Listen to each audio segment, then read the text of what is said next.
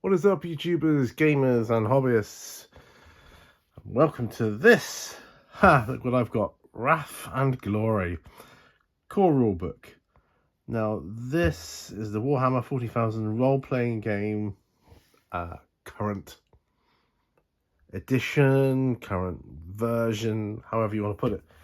But I've got the core rulebook, and look, there you go, look at how thick it is.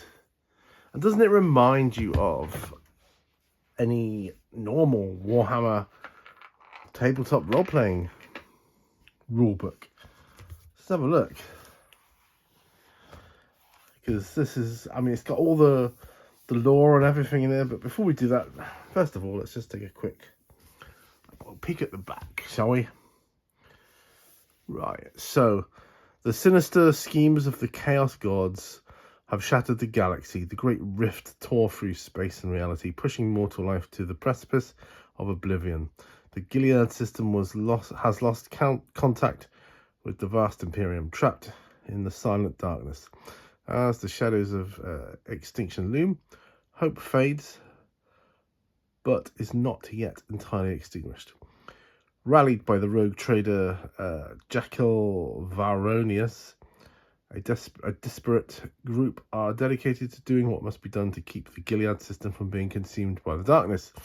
Can they resist the machinations of chaos as well as the plots of those who see the rift as an opportunity to further their own power?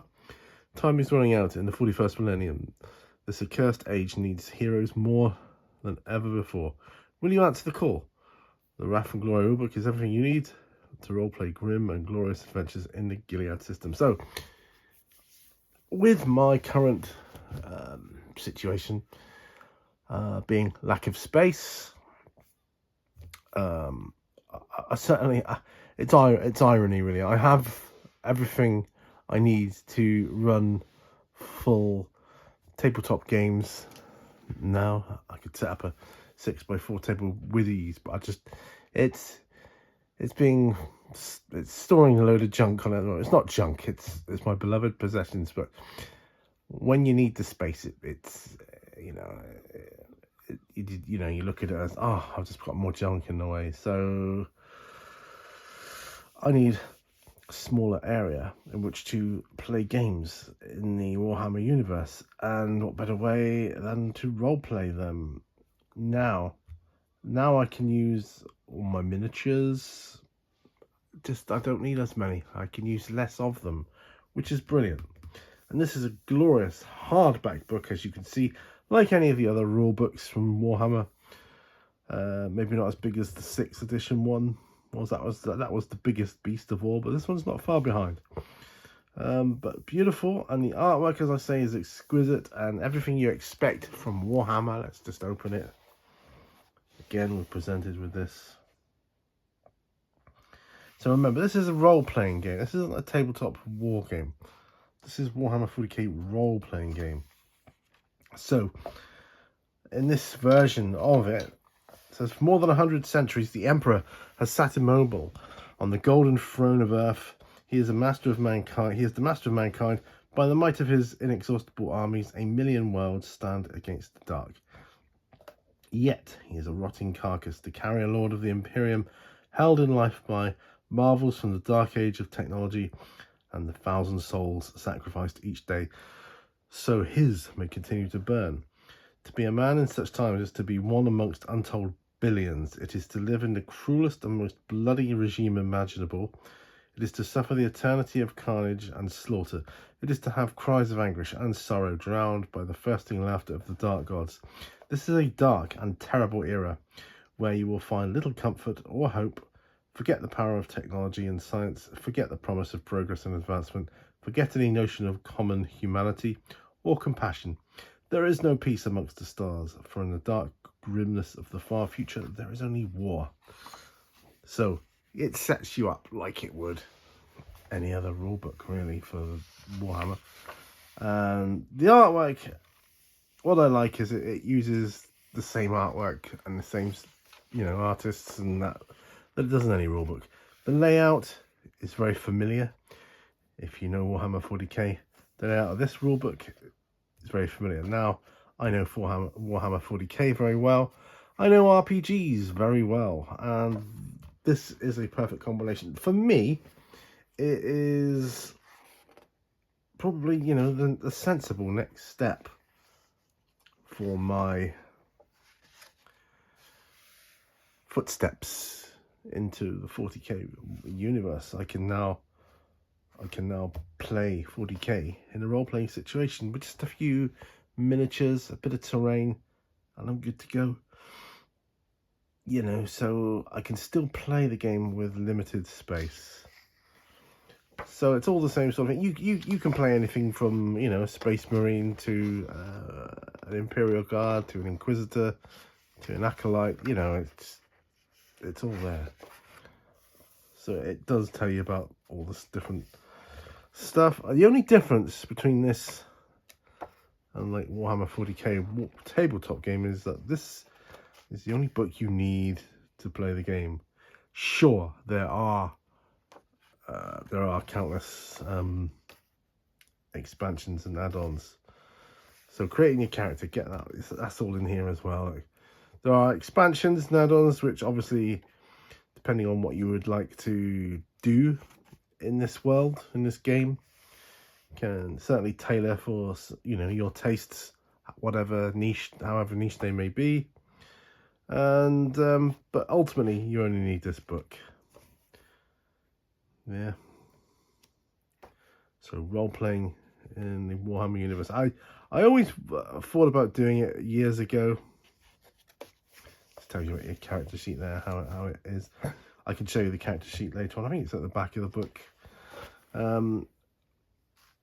So reading this is going to be pretty easy, I would think, given that I've read all the other rule books that came before it, and of course the codexes. Now, they are actually going to be quite handy for me in this game. I can treat them as optional extras, you know, additional add-ons, more lore, you know, that kind of thing. I can use them.